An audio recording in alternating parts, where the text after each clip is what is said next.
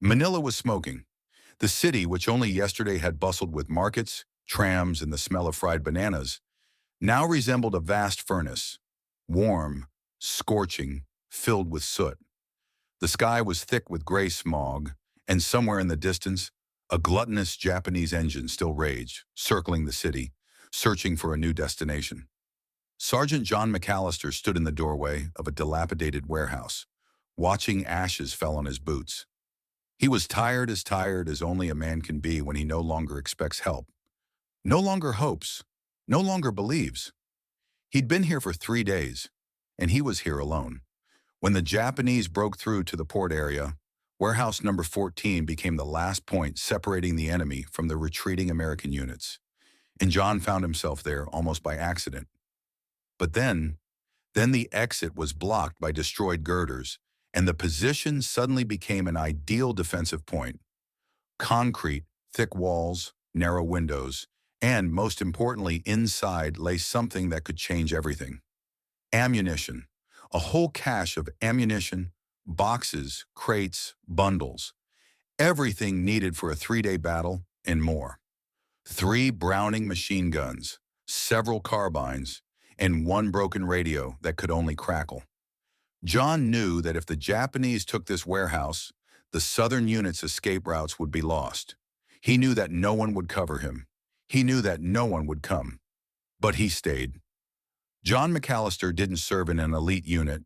He was an ordinary soldier in the 20th Infantry Regiment, who arrived in the Philippines in 1939 and was supposed to spend his quiet time there, guarding warehouses, training exercises, and the occasional patrol in the mountains. He'd gotten used to Manila, to the humid air, to the fishermen at the port, to the street vendors who laughed when he tried to speak a word of Tagalog, to the children who played on the dock and shouted at him, "Americano!" He even wanted to stay in the Philippines after his tour of duty. Not forever, but at least for another year, he liked the country. It was warm. People smiled often. He was dating a local girl, Maria, a shy woman with big brown eyes and flowers in her hair. But the peaceful life ended on December 10th, 1941, when the first Japanese bombers flew over Manila. Strikes on airfields, explosions along the bay, screams, cries, armies of people running for cover. Everything that seemed distant and impossible became reality. From that day on, John lived from position to position, from explosion to explosion, from one deadly order to the next. One of the warehouses was defended by a small group of 8 men. It was a mixed team. 2 Filipino reservists, 3 Americans from the 5th Supply Group, 1 heavy machine gunner, and a radio operator. They stuck together for the first day. They repelled the Japanese patrols that were patrolling the port. They fired through the windows, listened to footsteps in the darkness. Bullets pierced the shadows that moved near the gates. But on the second day, everything went wrong. First, a Japanese mine blew out the entrance, sending smoke and wood fragments billowing into the warehouse. Then a group of Japanese soldiers broke through a side entrance, and close combat ensued, so fast that no one had time to even scream. John saw one of the Filipino reservists collapse with a knife in his neck. He saw machine gunner Peters try to turn his Browning around but get hit with a grenade. He saw American Harris shout, "Back, to the second level," and disappear into the rubble. When it was all over, John realized no one was answering anymore. He was left fighting alone.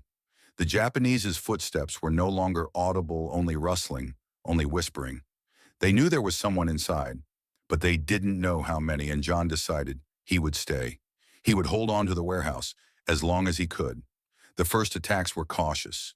The Japanese thought there were still a few defenders inside. They moved quietly in dashes under the cover of smoke. But John was no longer a soldier. He was a wounded animal, cornered, who was not going to die quietly. He mounted the machine gun on the ammunition boxes, moved the boxes closer to the window, and tied a broken wooden log with his sleeve so as not to accidentally knock it over. And when the first silhouettes appeared on the approaches, he opened fire. Bullets tore through the night humidity. Sheaves of sparks flew across the walls.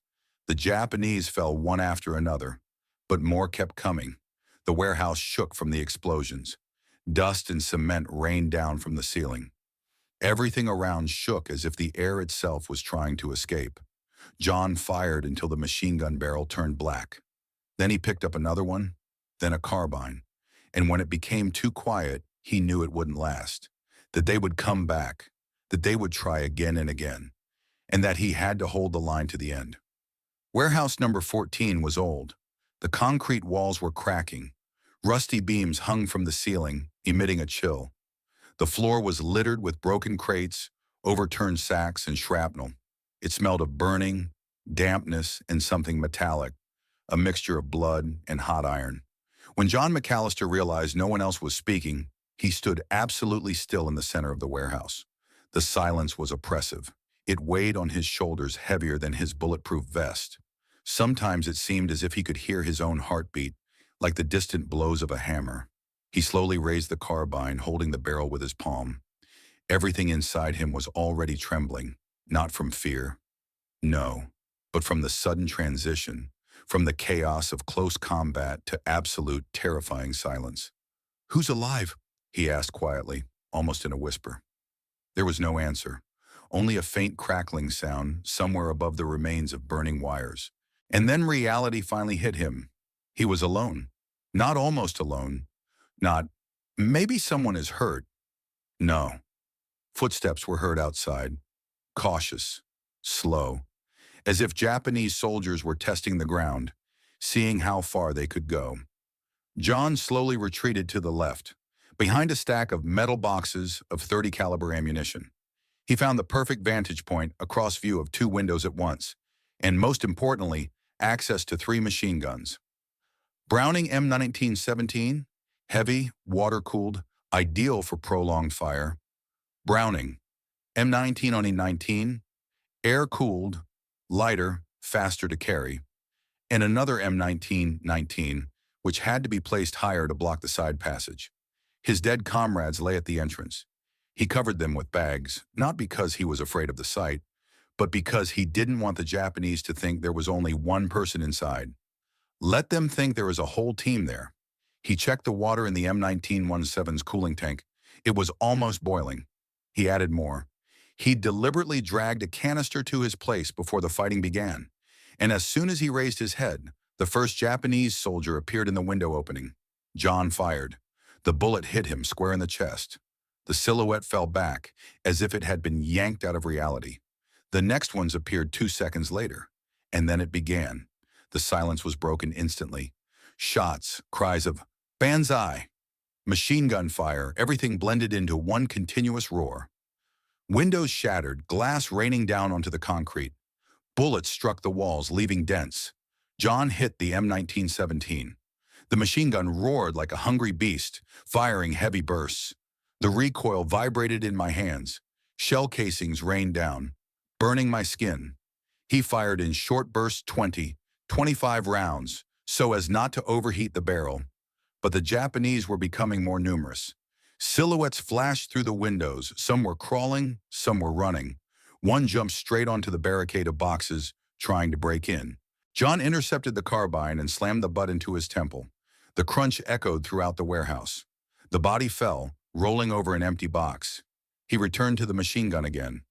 Outside, the Japanese began throwing grenades. A dull thud hit the wall. An explosion shrapnel flew. The wall shook. John was showered with cement chips. He ducked, covered his ears, and returned to the machine gun. The first 2 assaults lasted about 20 minutes. Bullets tore through the air. The warehouse was breathing fire. The walls felt like they were in pain. He felt himself losing his sense of time, as if the night were stretching on forever. When the first assault died down, he heard crying, very quiet, a child's. But it wasn't a child. It was one of the Japanese, seriously wounded, lying under the window. And John heard someone moving toward him, whispering, cautiously, crawling. He couldn't see. He felt the vibrations of the floor. He instantly turned the M19 to the side and fired a short burst through the crates. Silence. He realized, this is just the beginning. By 10 o'clock in the evening, the warehouse was shaking from the constant vibrations. The roof was groaning. The heat inside was so intense it felt like you could cut the air with a knife. John recalled the faces of his comrades. Peter's, who dreamed of returning to Kansas and opening his own auto repair shop, Harris, who played guitar in the evenings, and Filipino reservist Ramon, who showed pictures of his family before each shift. And again, silence. And then a scream, sharp, very close. He raised his machine gun and saw a Japanese man with a knife crawling through a hole in the wall. McAllister fired immediately. The body flew back, disappearing into the darkness. A second one climbed through the hole. The blade flashed. John fired again. He shifted from one machine gun to the next, pouring fire into every approach. The dull ache in his hands became constant. The barrels were as hot as hellish iron. By dawn, the Japanese retreated, but not for long. The warehouse was filled with smoke. Everything around smelled of gunpowder and burning. The ground beneath their feet became soft with blood. John stood leaning on his carbine. His eyes were red from the smoke. His hands were shaking. He hadn't eaten for a day. He had drunk almost nothing. But he stood there. And then, for the first time, he allowed himself to say quietly, almost inaudibly, "Maria, if I leave here, I will find you." It was the first thought about life he had allowed himself in a long time. But there were still 2 days of hell ahead. The morning did not begin with the sun. First came the pain. She crawled into his body slowly, like a cold snake. His back ached. His fingers refused to obey. His muscles hummed as if he were carrying an entire warehouse. John woke with a jerk, because at some point he finally collapsed on the concrete right next to the machine gun and fell asleep before he even realized he'd closed his eyes. My mouth was dry. My lips were cracked. Every breath was a cough.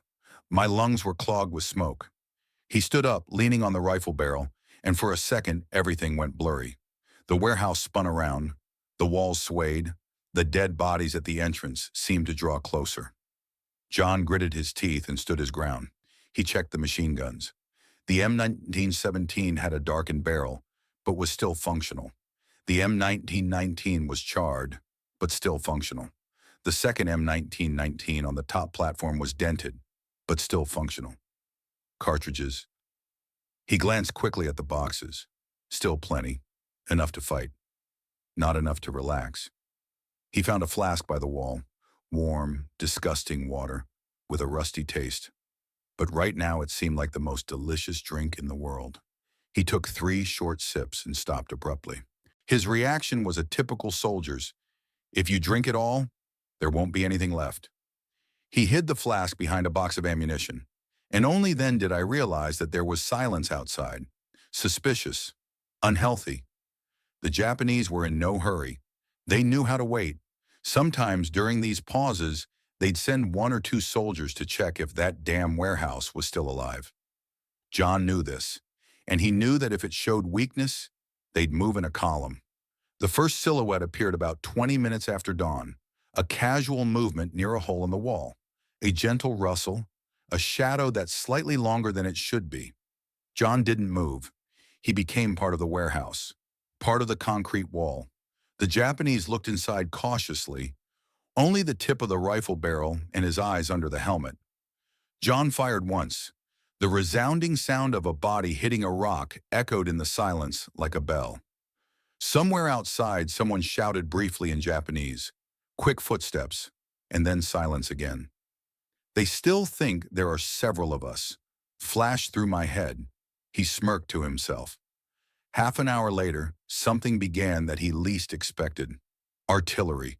First the dull sound of a gunshot somewhere far away. Then a high, ear-piercing howl. Then a bang. The warehouse shook so violently that chunks of concrete rained down from the ceiling. One of the upper beams cracked. Dust hung in a thick cloud. "Come on," he whispered. "Let's see how many shells you have." The second blow came closer. The third was very close. The walls shook as if alive. The floor undulated. My ears popped. Somewhere inside my head, something clicked, and for a second all sound disappeared completely, as if someone had turned off the world. He shook his head. The noise returned, muffled, hissing, as if through cotton wool. He opened his mouth to keep his eardrums from bursting. An old frontline ploy, though war was still practically new to him. Another shell struck somewhere in the corner where empty boxes lay. A short flame flared up, but quickly died down. There was nothing left to burn. There was no subsequent assault. And this is what scared him the most. The Japanese returned closer to midday. This time they were smarter. First, smoke. Heavy Swedish clouds drifting toward the windows and breaches. John immediately realized it wasn't just camouflage. They could have smoke grenades or even primitive gas. He wrapped a piece of wet, peeling cloth around his mouth, smelling of oil and gunpowder. His eyes stung. It became harder to breathe. Steps from three sides at once. They walked simultaneously, through the main entrance, through the breach in the side wall, and through the back corner, where the brickwork had already succumbed to yesterday's explosions. He moved to the M19 and 17, which covered two sides at once. "Come on, go," he muttered, feeling the skin on his fingers stick to the metal. And when shadows began to move in the smoke, he struck. The machine gun burst to life. A burst of fire cut through the smoke like a knife through cloth. For a second, silhouettes appeared in the white haze, and then they crumbled, falling. On the left at the breach, someone finally broke through. A Japanese soldier literally rolled in like a shadow short, fast, with a rifle and bayonet. The smoke made him look like a ghost. John didn't have time to turn the M1917 around. He let go of the grips, grabbed the nearest carbine, and fired almost instinctively. The bullet entered his chest. The soldier rolled back. The bayonet left a deep scratch on the floor. He heard a sound behind him, someone climbing through the broken window. He reflexively spun around, grabbed the second M1919, turned it three-quarters, and fired a burst in the direction of the sound. There was a short, muffled cry. All this lasted for seconds. The artillery returned, right in the middle of the assault. The shell struck so close to the wall that its inner surface warped. Where yesterday there was smooth concrete, now there are cracks like snake tracks. The shock wave threw John against the boxes. He hit the back of his head, and for a moment the world disappeared, turning into white noise. The sound has turned off. At all. He saw how the machine gun twitched, how the cartridges flew out, how the barrel glowed reddish, but didn't hear anything. Deafness. The first fear was panic, almost animalistic. He tried to breathe and couldn't even hear his own breathing. "Done!" flashed through my head. "Now you're deaf." But then a flash hit his eyes. A shell fragment pierced the wall and landed on a crate 2 steps away, and the body took control. He stood up as if he'd been tugged by a string. He walked over to the M1919, checked the belt, and opened fire again. As the evening approached, the second day turned into one big mess. John had almost lost the ability to distinguish between the assault and the non-assault. Everything merged into one endless battle, punctuated by brief lapses where he'd fall to the floor and black out for a few minutes.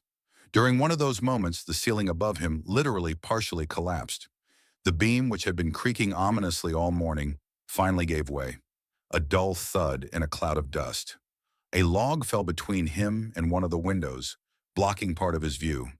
Its side hit his shoulder, sending a dull, throbbing pain through his arm.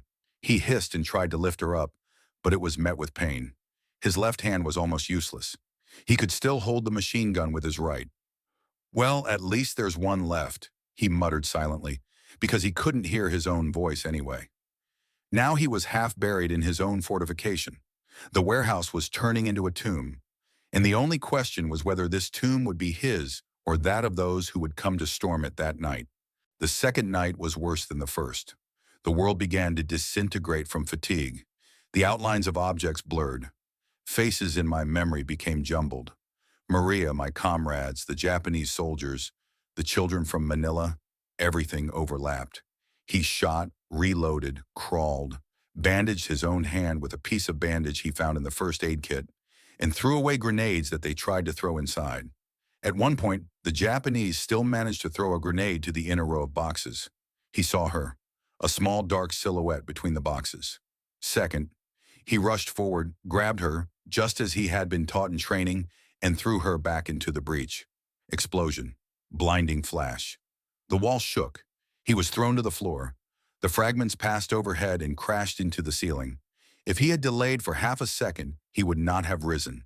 He lay there, breathing heavily. Then slowly, centimeter by centimeter, he crawled back toward the machine gun. He no longer knew what day it was. Only by the light from the breaches could one tell that the sun had risen again. The air grew even heavier. The smell of death permeated the concrete. His head was buzzing. Hearing returned in fits and starts. Sometimes the world was muffled, sometimes, on the contrary, painfully sharp, as if everything was happening right inside his skull. There are noticeably fewer cartridges. The warehouse no longer looked the same as it had on the first day. It was a labyrinth of debris, smoke, bodies, overturned boxes, and charred boards. The Japanese were clearly nervous. They expected the warehouse to fall on the first day. On the second, they expected there to be no one left. But the machine gun still fired, burst after burst, again and again. It was starting to get on their nerves, and it was getting on his nerves. By midday on the third day, they decided to end it all once and for all. First, there was artillery barrage, so dense that it seemed the warehouse was about to collapse. John sat with his back pressed against the concrete column, feeling it vibrate. Dust fell into his eyes. Cement clogged his throat. He covered his face with his hand and crawled deeper, under a low beam. If the roof collapsed, this would be his only chance of surviving the collapse. Hit. More. More. Then everything went quiet. For a few seconds there was complete silence. That silence when even the birds stopped singing. If he could still hear normally, it would be deafening. But now the silence was just a change in the quality of the noise. And in this pause he realized, they're coming now. And they went. At once. From all sides at once. No more cautious reconnaissance. No more probes. This was a massive, desperate assault. 3 or 4 at a time climbed through the breaches. Some jumped over bodies. Some threw grenades straight inside. He fired the M19 until the belt ran out, then grabbed a carbine, then a pistol. And then he returned to the machine gun, shoving in a new belt with trembling fingers. One Japanese man reached the crates almost to the ground. He jumped on him, trying to knock him down. They fell together, rolling across the floor. The fight was short, dirty, almost animalistic. A punch, a counterattack, a bayonet that slid somewhere near the ribs. John grabbed his opponent by the collar and slammed the back of his head into the concrete floor with all his might. Once, twice, 3 times. The soldier went limp. He pushed the body away, rose unsteadily, and dragged himself toward the machine gun again. At some point, he realized that he was shooting almost blindly. Smoke filled the warehouse. His eyes watered so much that he could only see blurred shadows. He fired where there was movement, where a silhouette flickered, where the air seemed disturbed. Then the shutter clicked. The tape ran out. He tried to feel for the next box and realized that there were almost no cartridges. He opened one, then another. It was empty. The last one remains. He smiled crookedly with blood on his lips. "Well, guy," he breathed out silently. "The last dance." He loaded the belt. He rested his cheek on the butt. He took a breath and opened fire. He no longer remembered when he heard the last shot. The world shrank to a single point, the crosshairs of the sight. He fired as long as his fingers could grip the handles, as long as the barrel twitched, as long as the belt moved. When the machine gun fell silent completely, he continued to press the trigger for a few more seconds, as if trying to squeeze the last sounds out of it. Nothing. Silence. He slowly released the handles and rolled onto his back. He stared at the darkened ceiling. Somewhere nearby, someone groaned. He couldn't tell if it was his own or someone else's. A figure appeared in the gap, a black shadow against the light. He tried to lift the pistol, but his hand wouldn't obey. The pistol fell, thudding dully on the concrete. The shadow approached. He blinked, trying to focus his eyes. And I saw an American helmet, a helmet with a familiar shape, dusty, stained with dirt. The silhouette leaned over and saw a face, tired, dirty, scratched. The lips moved. He didn't hear the words, but he understood from the movement. "Holy shit! He's alive!" John tried to say something. All that came out was a wheeze. They grabbed him by the shoulders and turned him onto his side. Someone pressed a flask to his lips. The water was warm, dirty, but it was there. He closed his eyes. For the first time in 3 days, he allowed himself to fall, not onto the concrete, but into the darkness, where there were no shots or screams. When Sergeant John McAllister was pulled from the wrecked warehouse, he was seriously wounded, burned, stunned, and barely conscious. But he was alive. To those who found him among the collapsed concrete and smoking crates, he looked more like a shadow of a man, covered in ash, in a torn uniform, with burnt skin on his hands, with a bloody bandage on his shoulder, with eyes that did not react to light for several seconds. He didn't hear the soldiers arguing. How did he even survive this long? He didn't hear the Filipino officer quietly say, "Alone. He was here alone." And I didn't hear one of the Americans say, "Damn it, we thought those machine guns were being manned by several people." He simply lay and looked at the sky. It was bright and clear, as if nothing had happened. And for the first time in 3 days, he saw something other than smoke, explosions, and shadows. To the hospital in Bataan at night. He spent weeks there. His hearing partially returned. The humming persisted for the rest of his life, but he could once again discern words. His arm was saved, though doctors had long been hesitant. The fragments in his leg remained. They had fused with the bone, and he limped occasionally for the rest of his life. When he finally came to, the first thing he asked was, "Manila?" The doctor looked down. "The city has fallen."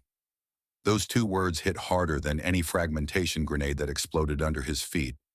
Manila had fallen, and he realized he would never know if Maria had escaped. How many residents had been saved? How many had died? It was his quiet personal loss, one he never told anyone about. The problem with battles like McAllister's is that in war, people disappear. They don't die, they vanish. Their stories are lost in reports. Their exploits are lost in general summaries. The warehouse has been held. The defense has continued. The enemy has been driven back. On paper, it all looks like one sentence. In reality, it's 3 days of hell. The commander received a report that the warehouse defender had been found alive. He read it, cursed in surprise, and ordered a recommendation for an award to be prepared immediately. It read, "Displayed outstanding courage and fortitude in holding a strategically important objective, ensuring the withdrawal of units." It was dry, it was right, it was nothing. Not a word about him fighting when his arm was no longer functional. Not a word about him losing consciousness 3 times from the shockwave. Not a word about him fighting alone against a company. And not a word about him throwing a grenade back a second before it exploded. Not a word about him fighting while deaf. War doesn't convey details. It merely ticks a box, alive or dead. But fate was already preparing a continuation for him. When American forces in the Philippines surrendered, McAllister was among those captured by the Japanese. Long marches, hunger, disease, and brutality. All of this would become part of what would later be known as the Bataan Death March. He survived that too. It's hard to say what saved him, his stubbornness, his habit of holding on, or the same strength that held the warehouse together. But he made it. He survived the camp. He lived through the war, and only after its completion was he able to return home.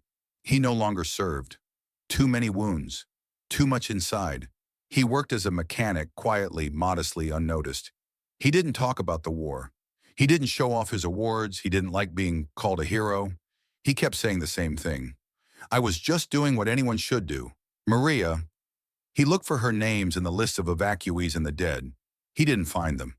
But sometimes when he stepped out onto the threshold of the house with a mug of coffee, he seemed to hear the sound of the sea, and he saw her face before him, the way it had looked before the world had collapsed. He lived a long life, quiet, lonely, and only those who served with him in the Philippines knew the truth. The day McAllister held Warehouse 14, he saved the lives of hundreds of people. And every year when they wrote letters to the Philippine war veteran on Memorial Day, they repeated the same phrase.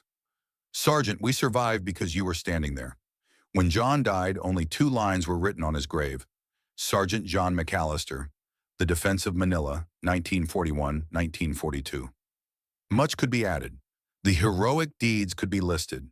The wounds, the ammunition, the survivors, the 3 days of defense, the impossible resistance, the courage that cannot be described. But the people who knew him closest chose silence, because true heroic deeds speak for themselves. They don't need pompous words. They don't need long epitaphs. They don't need flashy headlines. One is enough. He stood where no one should have stood. And sometimes when the wind passes through the cemetery in the evening, it seems as if someone is quietly repeating, "The warehouse is held. The escape route is secured."